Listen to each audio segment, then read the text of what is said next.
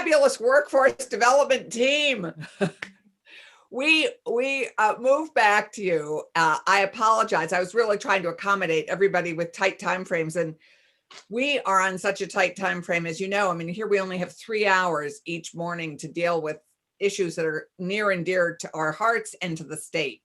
And we are, it's frustrating to have to do our work in such a tiny time frame. And I'm trying to honor all of your tight time frames too. So thank you all for being more flexible. So who would like to, I think had left in the middle of Maureen's testimony, and I think Pat was passing it to Maureen to sort of give us a big picture of, and you may have done this before I joined you, of the number of apprenticeships you do, the number of apprenticeships you offer and partner with, and the number of certificates you offer. And then how would we like to proceed? Because we have, I think we then go to Chancellor Sophie because she's got a tight time frame. And then what's the natural progression that you'd like to do?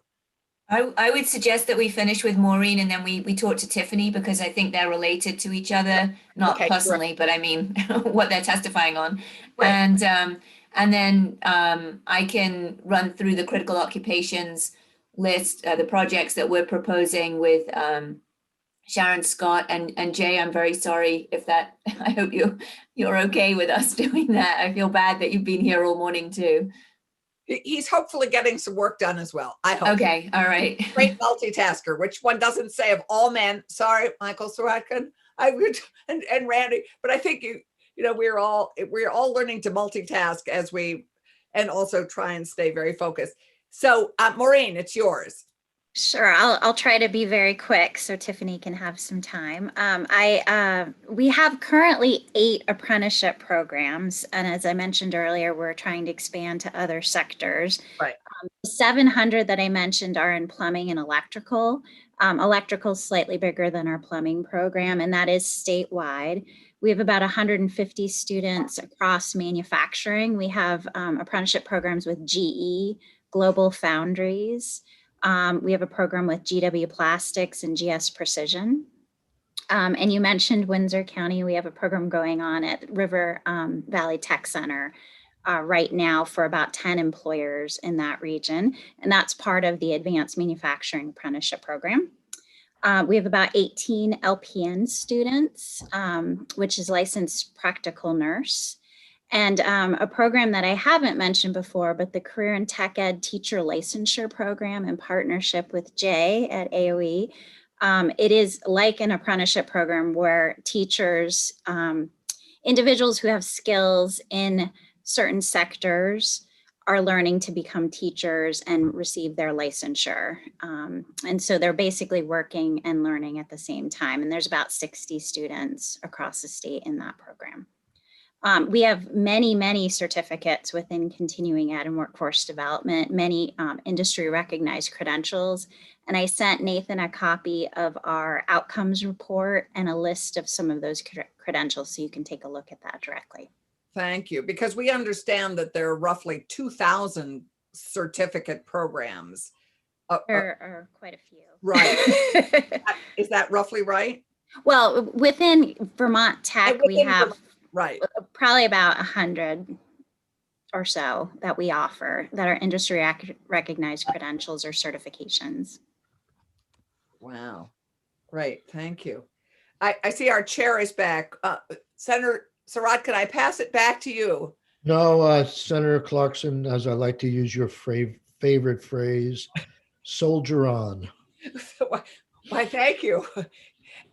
Maureen, is there anything else that I'll fill you in with what we've had a great morning so far and we missed you. But Maureen, is there anything else you'd like us, because you've identified some of the specific areas that we know that ARPA is going to put demands on our workforce. I mean, we have, as Senator Brock has said, we have as you all know better than we have a workforce emergency in up and down the workforce scale of types of jobs, incomes, and education and certificate training that they need to have.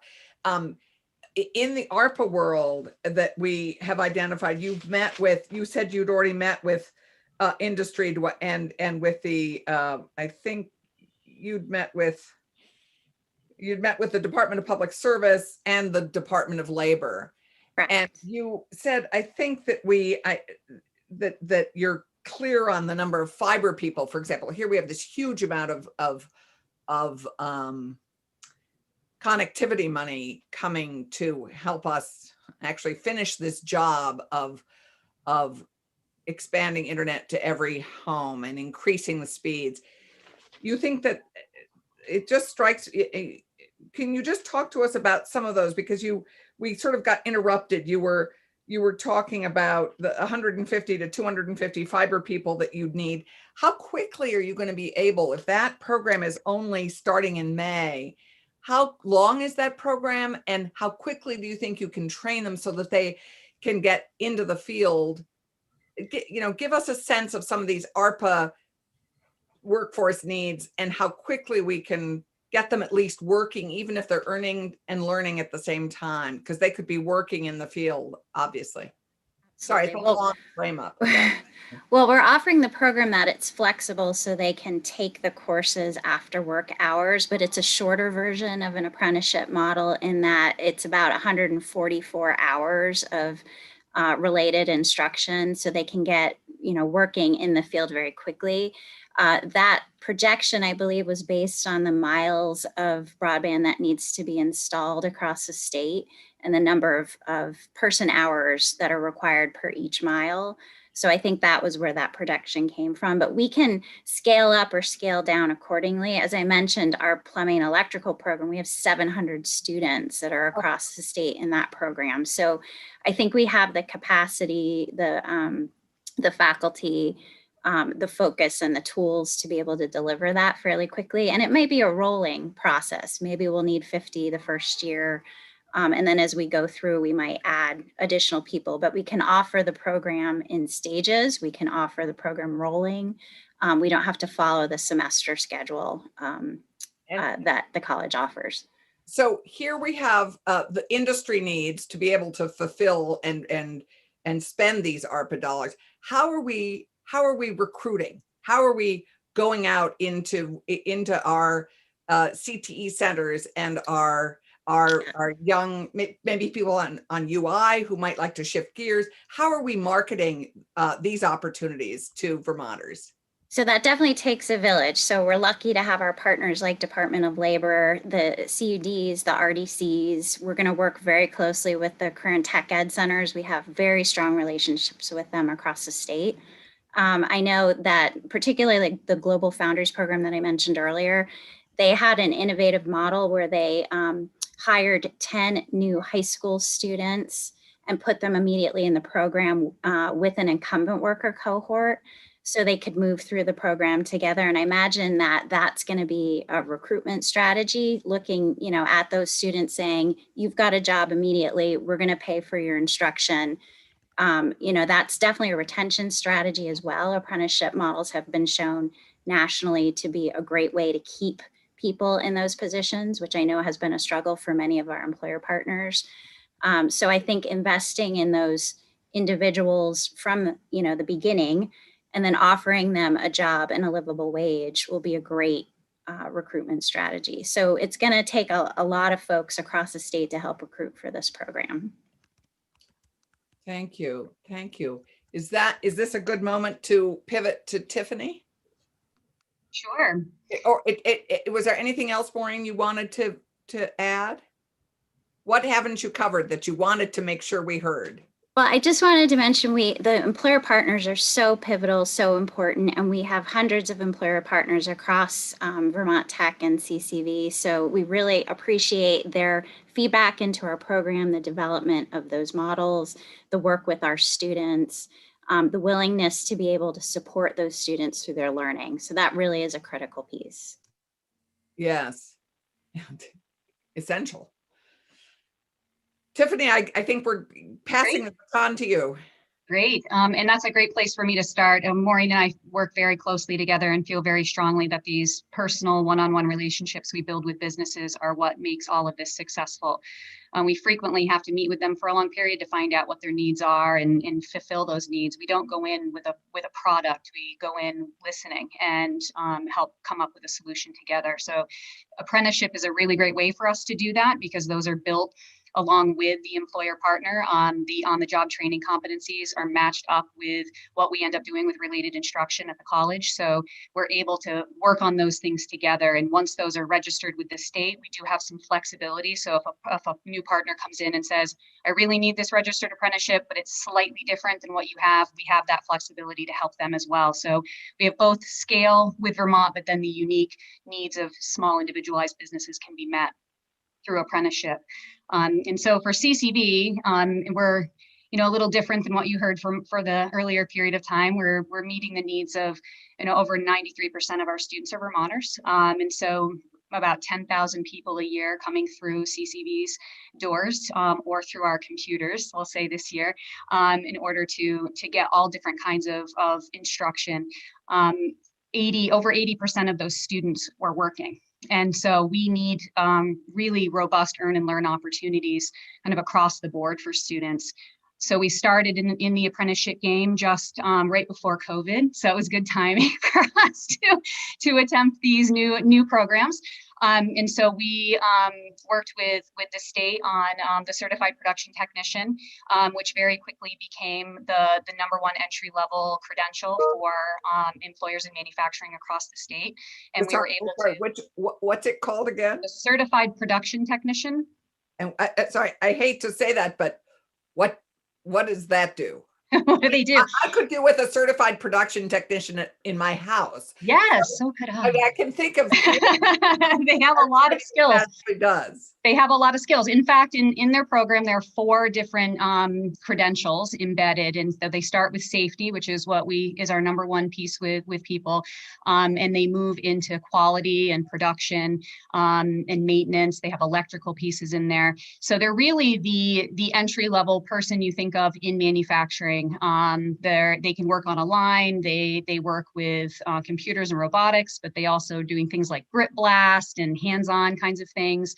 And so this one has been really helpful to us because we've seen manufacturers really in desperate need of employees.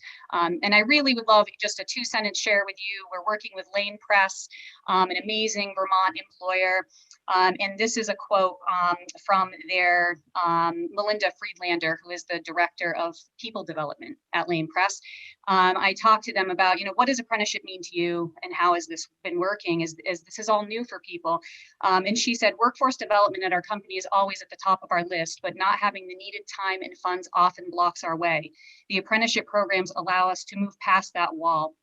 And they're really seeing the benefits of supervisors are seeing the value in developing their employees. The employees are feeling heard and are able to progress into new positions. And so it's just become really important in that, manufacturing world for them to also see entry level employees coming up through as apprentices. The apprentices aren't just, people that are very high level engineers and things like that, that they are people who can kind of come through. And hopefully those people will continue on, which we do see in a lot of our other programs. We also have the medical assisting. Go ahead.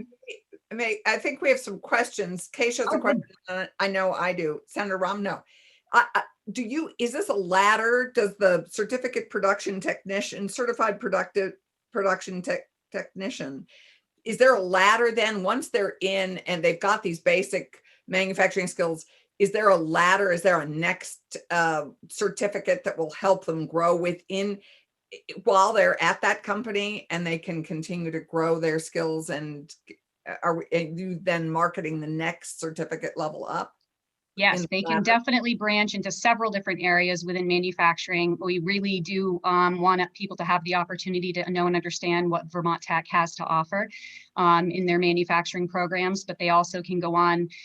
We see a lot of people want to become welders, and Vermont Tech has a great welding certification program. I always mention it because I want to do it. I've been waiting for Maureen to bring faculty to me so I can take it.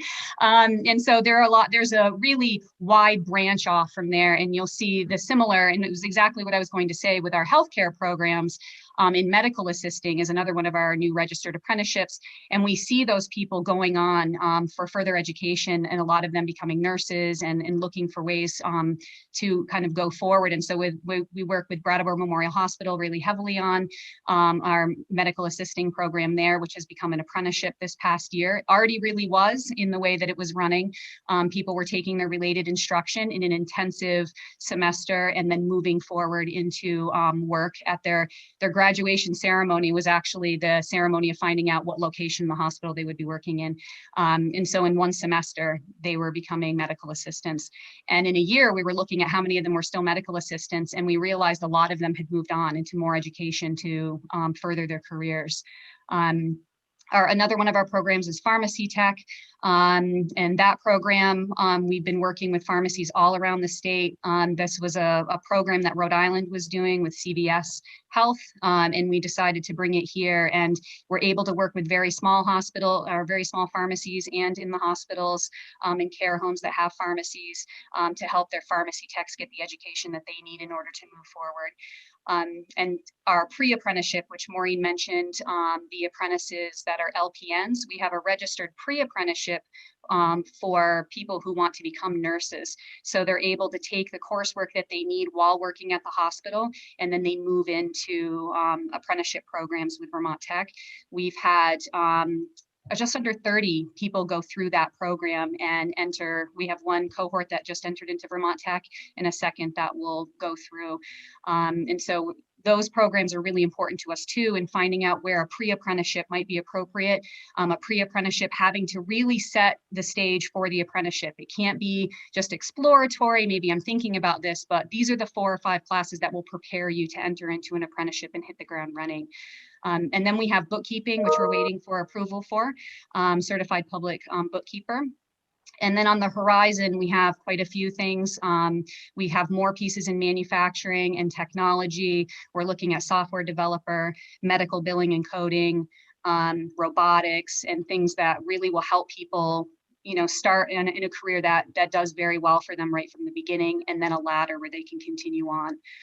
And Tiffany, just as we had asked Maureen, you have, as we look at all this ARPA money and we look at all these areas, particularly that we're investing in, you've been meeting, I assume, with industry, with hospitals, with our world in need, our Vermont in need, and identifying where to be marketing to attract. I mean, we need so many more nurses, so many more LPNs, so you're clear on the number that we need and are working. Part of what you're wanting us to do is help finance, I assume, the work to go out and reach the people that we hope will come and to fill these jobs, do these programs. Yeah, and same people that Maureen mentioned, we work very closely with Vermont Department of Labor.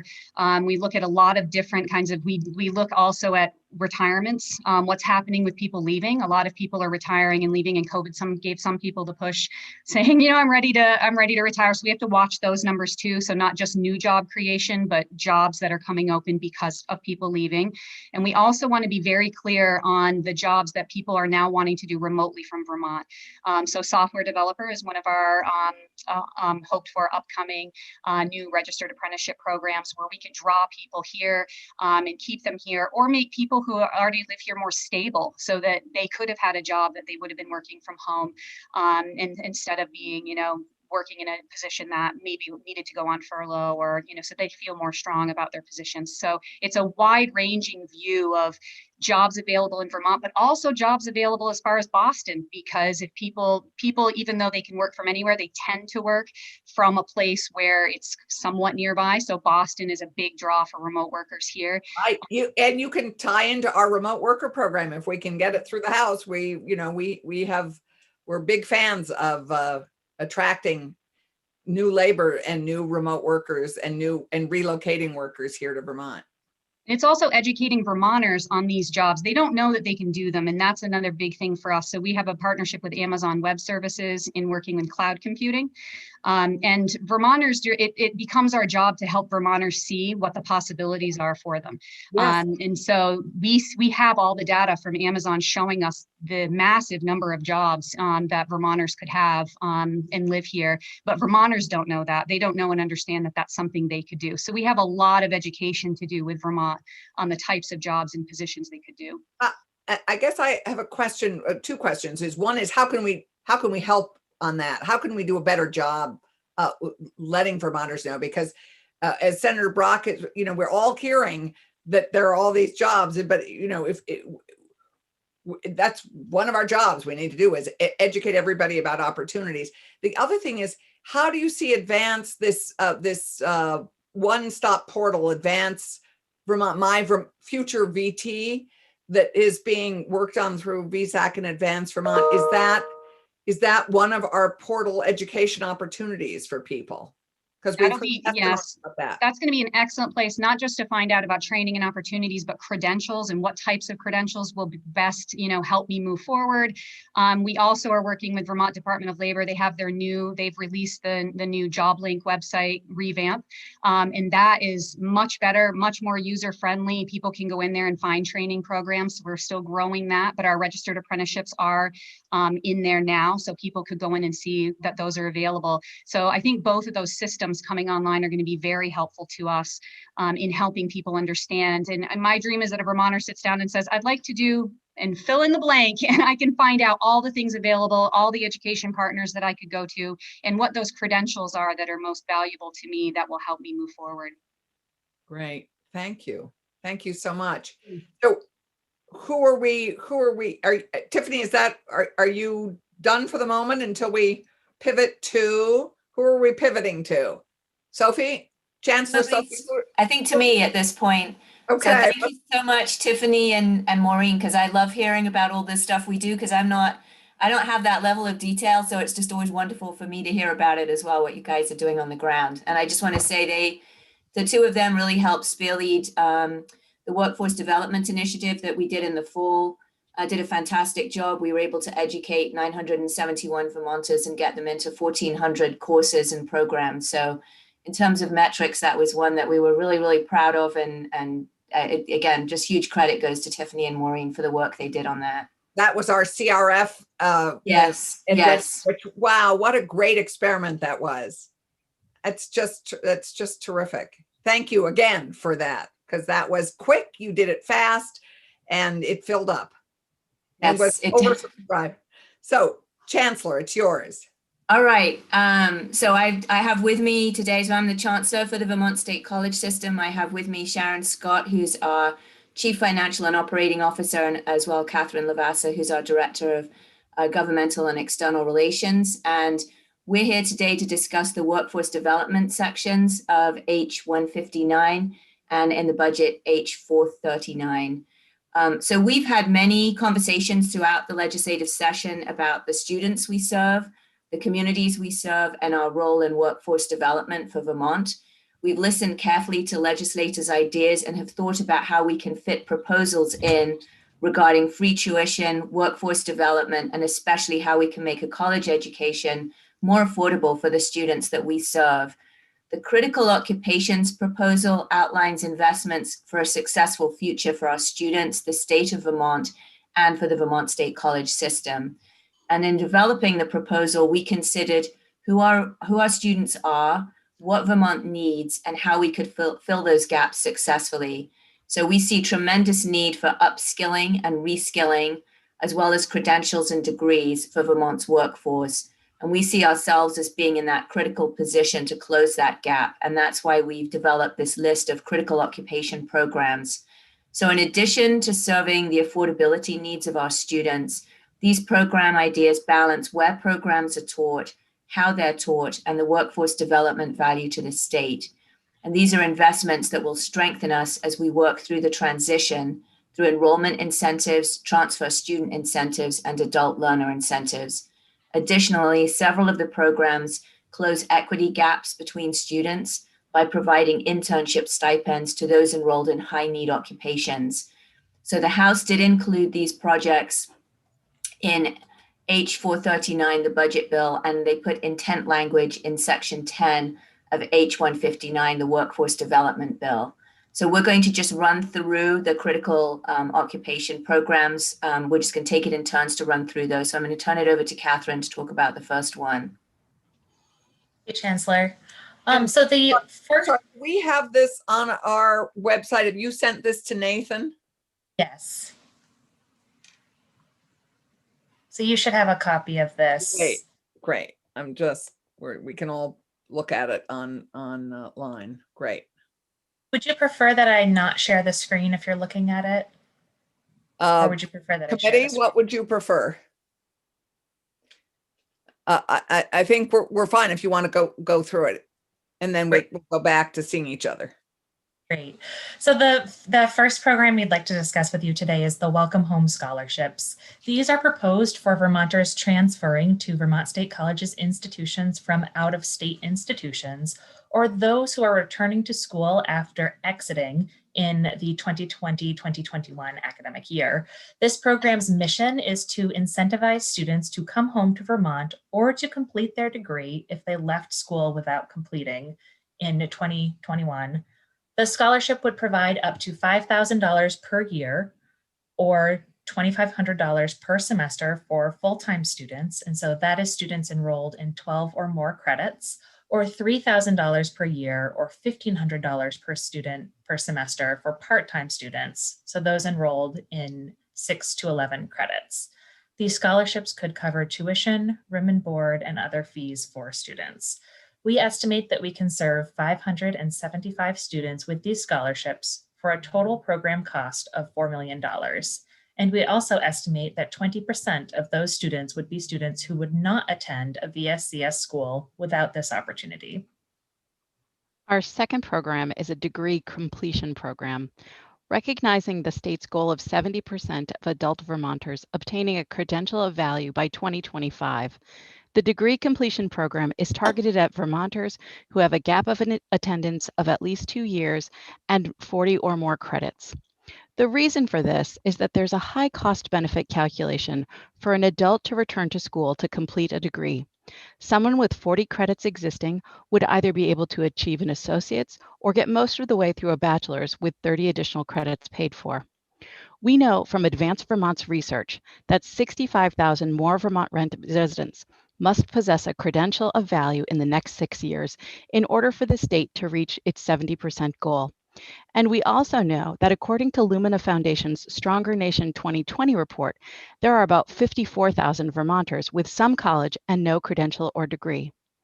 We estimate we can serve 200 Vermonters with this one-year scholarship for $3 million.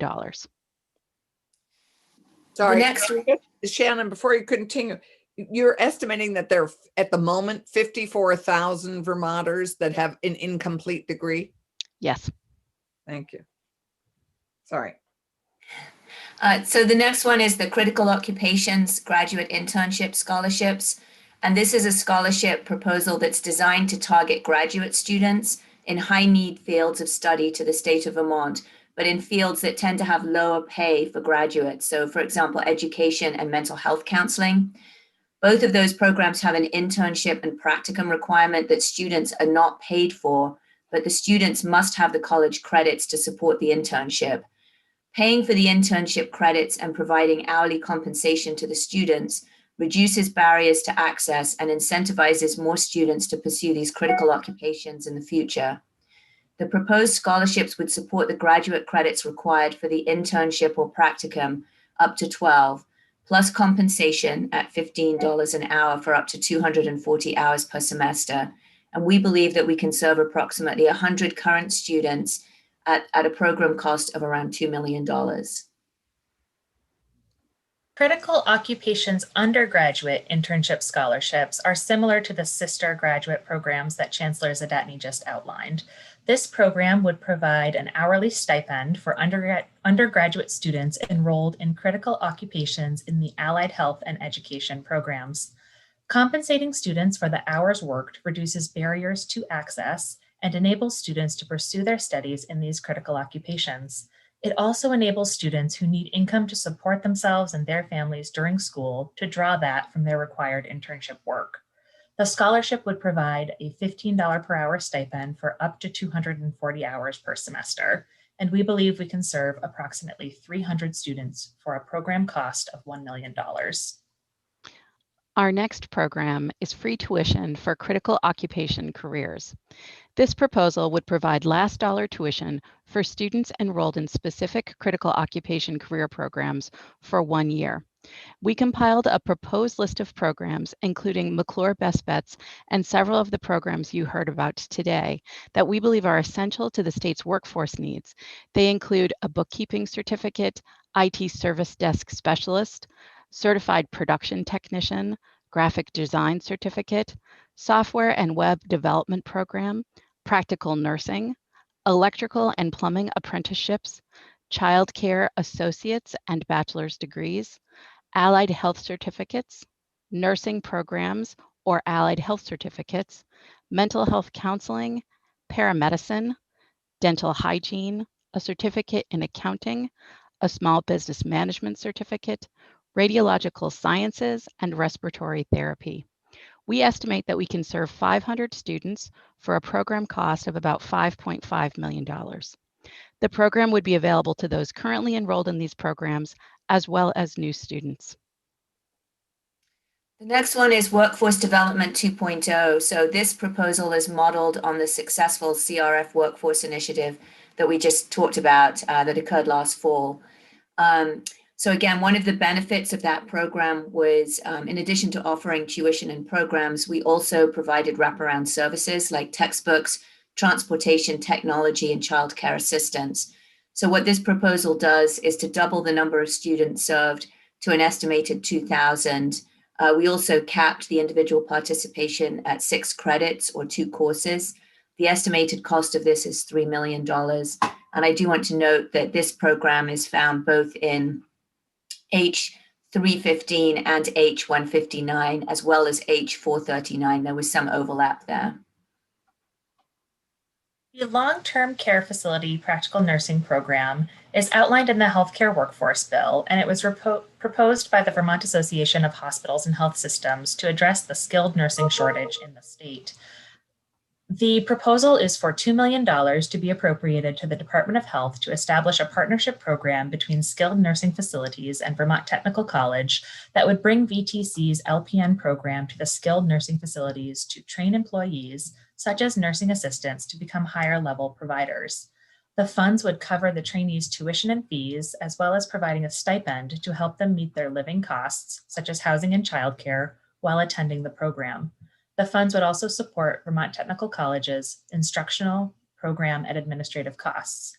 While additional nurses are needed in all practice settings, the need is especially great in Vermont's long-term care facilities, and LPNs serve a critical role in delivering care directly to the residents of these facilities. Helping existing employees, such as nursing assistants, to become LPNs would enhance Vermont's healthcare workforce and advance these individuals' careers as well as their economic well-being.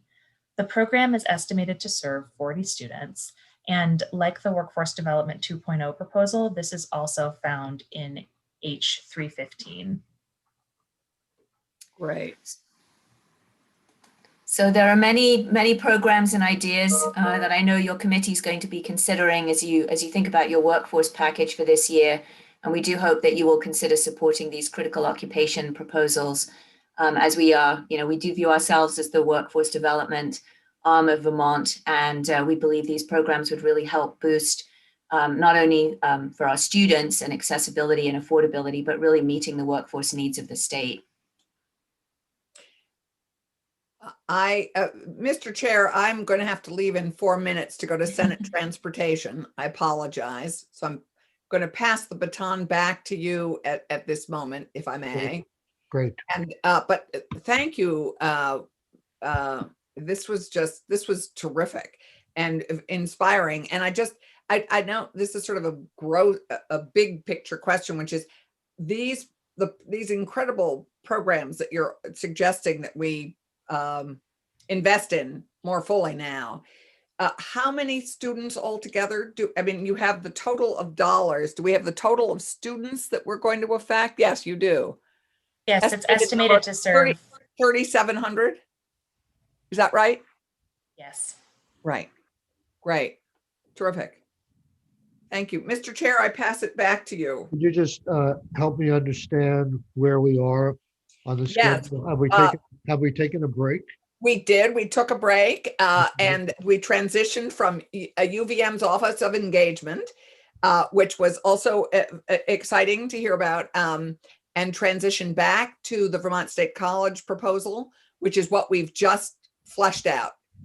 Because this is really helpful for those of us who haven't seen the full proposal. We just have this tiny little section in H159. So it was really, actually, this was very helpful for us to hear how the 20.5 million is proposed to be spent. So this actually for me was super helpful because I haven't had. So we have heard from the UVM witnesses already?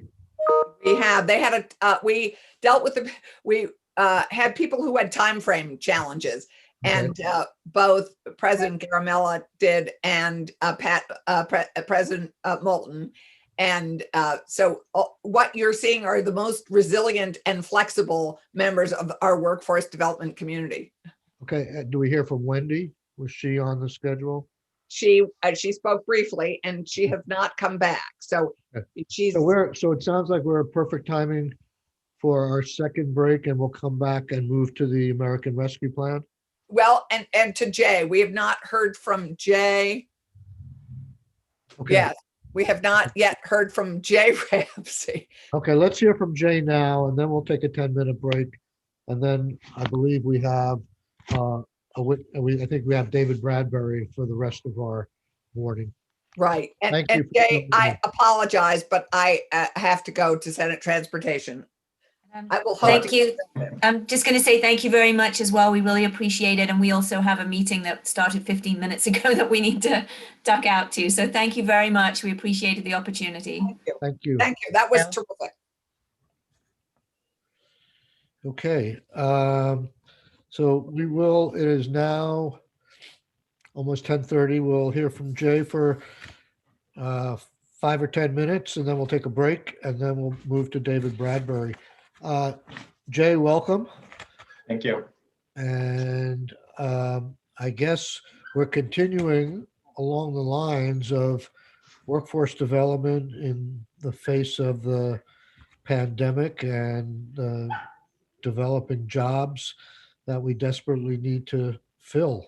So what can you help us with? All right. Well, I hope I can help with a lot.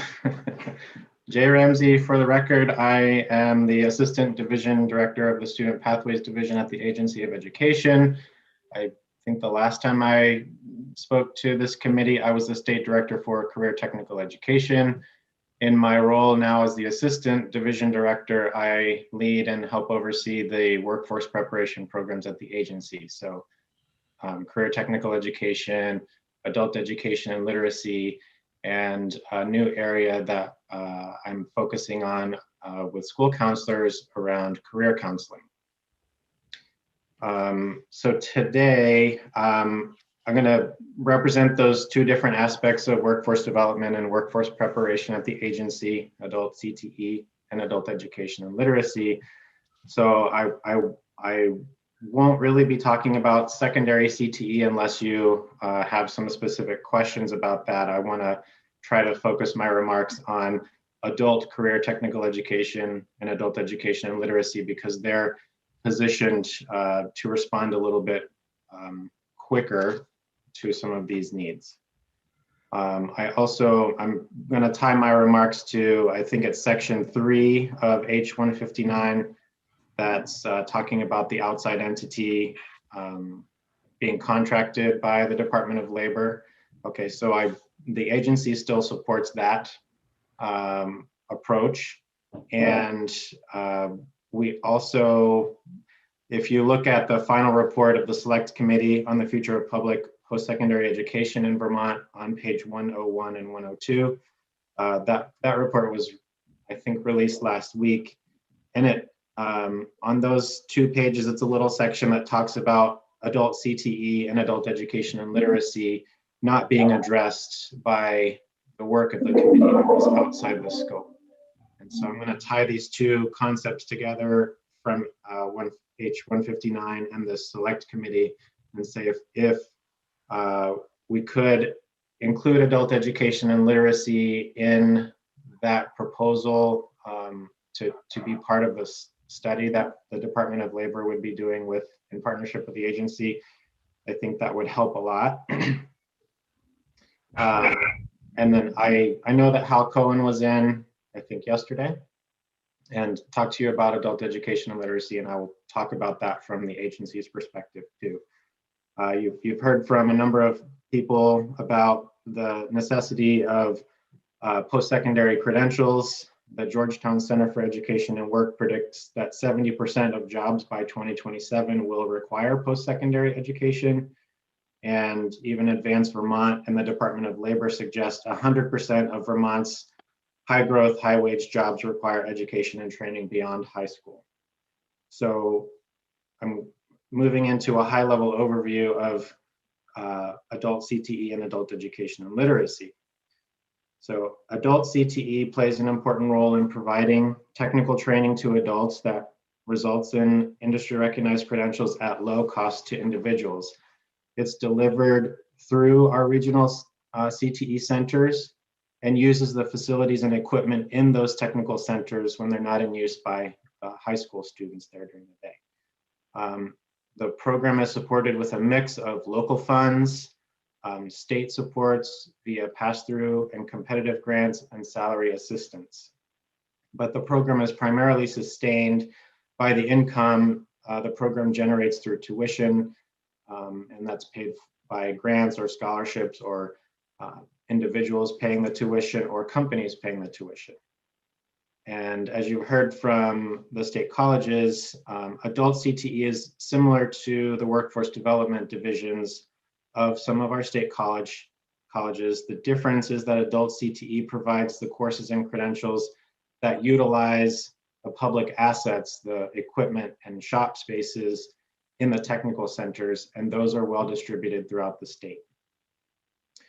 We don't collect data on adult CTE, so I can't easily tell you how many people are served by it, but I can tell you in the last year, the number of courses that were being offered and the number of people participating in them has declined for a number of reasons. People I think are fearful of participating in classes. I think also the decision is made locally to whether the building should be open and have people in or not. So superintendents and tech center directors are making decisions about whether the building should be open or not. Moving on to adult education and literacy is a pathway to a diploma and a pathway to employment. It plays an important role for Vermonters who have less than a high school education.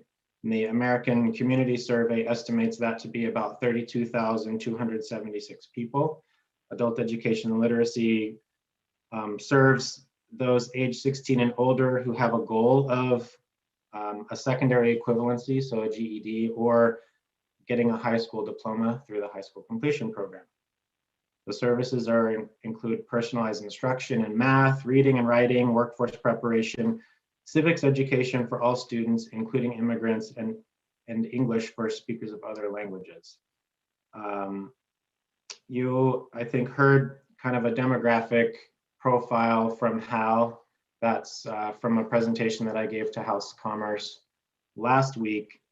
But the number of people that the adult education and literacy system served last year was 1,812 people. And that's about 5.6% of the estimated population that doesn't have a diploma.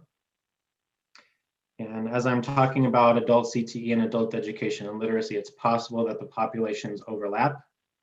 Sometimes as part of a student's plan to graduate high school through the adult ed system, they might send a student to an adult CTE course to earn a credential. the system, the adult education and literacy system, relies on referrals from community action agencies and other workforce partners. Adult education and literacy is a recipient of the Workforce Innovation and Opportunity Act, WIOA, Title II funds, and is a core partner. And as you heard, the adult education and literacy is delivered across the state by 4 nonprofit entities called providers. And if I can be a little less than technological, this is a map of the state of Vermont, and it shows the regions of adult education. So Northeast Kingdom Learning Services, Central Vermont Adult Basic Education, Vermont Adult Learning, and the Tutorial Center in Bennington. So I'm just, to sum up my remarks, the agency supports the study that's proposed in H159. We would like to see adult education and literacy included in the scope of that project. If it's necessary, we want to come back to the population that's served by adult education and literacy, and that fits within one of the stated goals of that item in the bill about individuals from different communities, lower income individuals, the BIPOC communities. Just in a reminder of what Hal said, 1/3 of the participants in adult education and literacy are from the BIPOC community. And I'll stop there. Thank you. Did you make that pitch to the House Committee to include adult learning in section 3? I did not, but we will go back and do it. Our thinking evolved over time. I think having the report from the select committee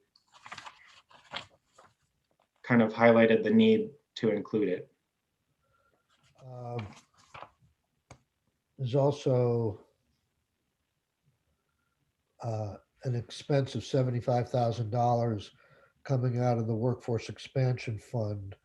So, we're going to be moving on this bill quickly. You should talk to the people that in the department and agencies that you need to find out whether they need more money to expand the breadth of the program and whether they support that and get us something in writing, including some language that changes you'd like to see.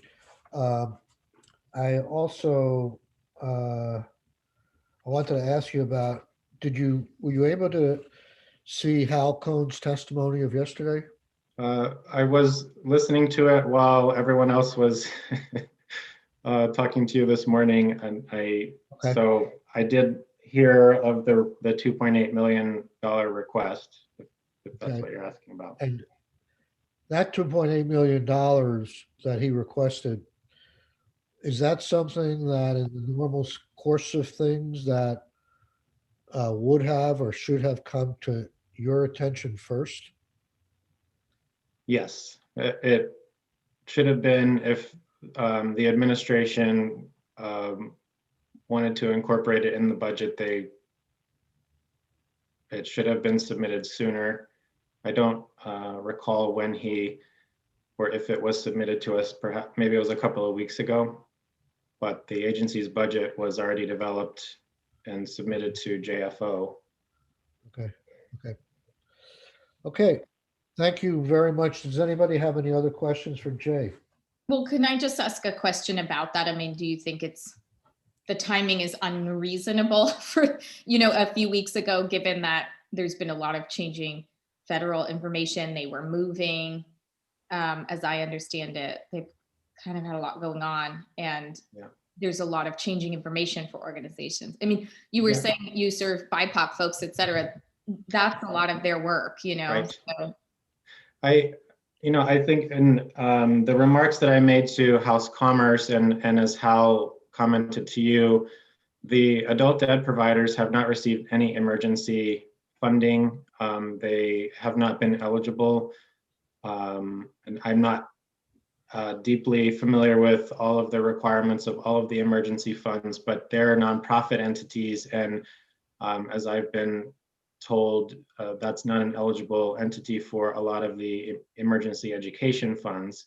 They did apply for and receive PPP loans and have applied for other assistance, but from the agency, our perspective would be that because of the population that they serve, they should receive some emergency assistance. And to Hal's remarks about the possibility of students being disengaged from school, I don't know that we have any indication at this point. I can certainly go back and see if students need additional help to graduate high school, and is that going to be through the high school completion program? That's a fee-for-service model, and we do include it in the agency's budget, but we might have to come back and talk specifically about some of these points. Michael, Mr. Chair, you're muted. I'm sorry, is that fee-for-service program an entitlement that you might have to come back in budget adjustment and say it was subscribed at a greater rate than what you budgeted for? If the enrollments in the program were greater than we had anticipated, yeah, I think it would probably be an adjustment. So you would honor those enrollments even though you didn't have the money? Well, the money comes out of school district funds, so it's in a way based on use.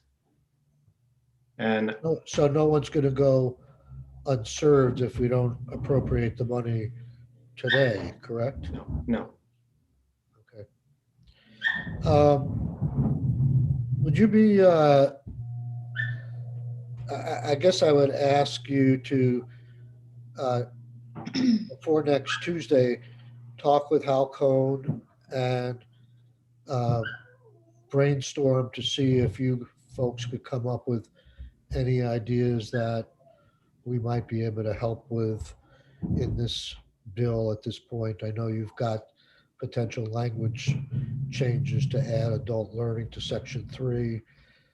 We need to know whether more money is necessary, whether the Department of Labor supports that. Mhm. So, but we're going to try and move this bill out probably next week. So we need that conversation to go on. Maybe you should have a three-way conversation with the Department of Labor. Sure. I have reached out to Sarah, and we just need to get something scheduled. Yeah. If you get in touch with Sarah, tell her we'd like to speak to her too. Okay. Thank you. Committee, you. we're going to take a 7-minute break to 10:50, and we're going to hear from David Bradbury and Sue Minter and maybe others.